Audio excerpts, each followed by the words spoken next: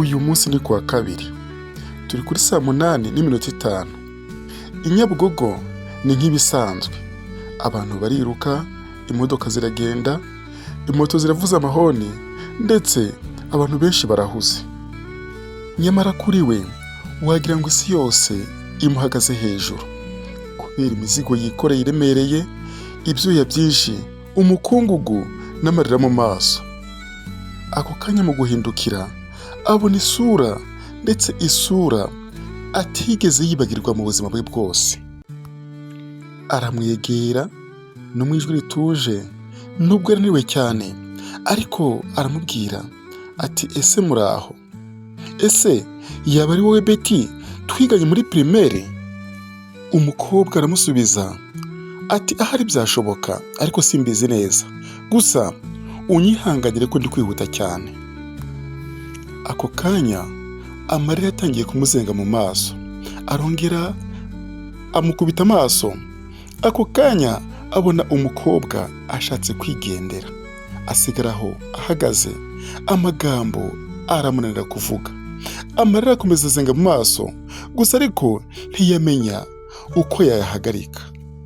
Ako kanya umusore yatangiye gutekereza kuri Betty, ndetse yibuka ukuntu bicaraga ku ntebe imwe mu ishuri, basangira ikaramu, basangira buri kantu, ndetse umwe yazana impamba, umwe yaba atayijyanye, buri wese akaba yabasha gusangira na mugenzi we, bagafashanya kwiga, gukora imikoro, ndetse n'ibindi.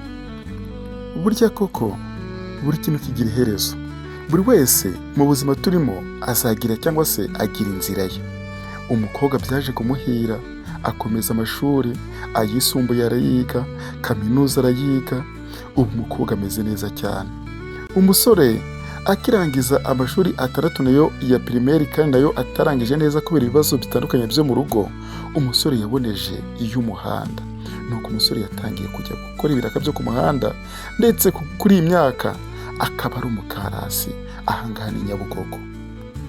Jacques mu gukomeza kwitegereza umukobwa, amarira menshi mu maso, asubira mu bitekerezo bye, ndetse yibuka nuko ari Nyabugogo, abona umukobwa agenda, atigeze amwibwira, atigeze amwemerera ko banavugana, ndetse kandi umukobwa yibereye kuri telefone.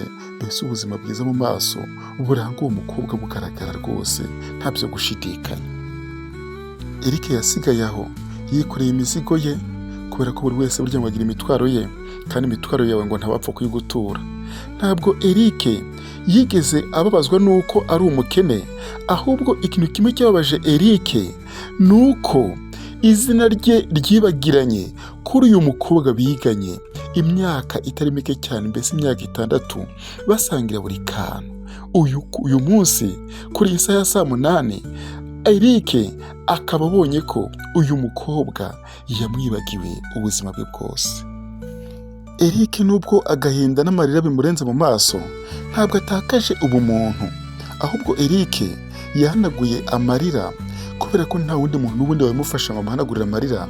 Eric akomeza inzira ye n'imitwaro ye. Rero ntuzigere wibagirwa aho wavuye, ntuzigere usuzugura umuntu na gato mu buzima bwawe, kubera ko ejo utazi aho ushobora kumusanga.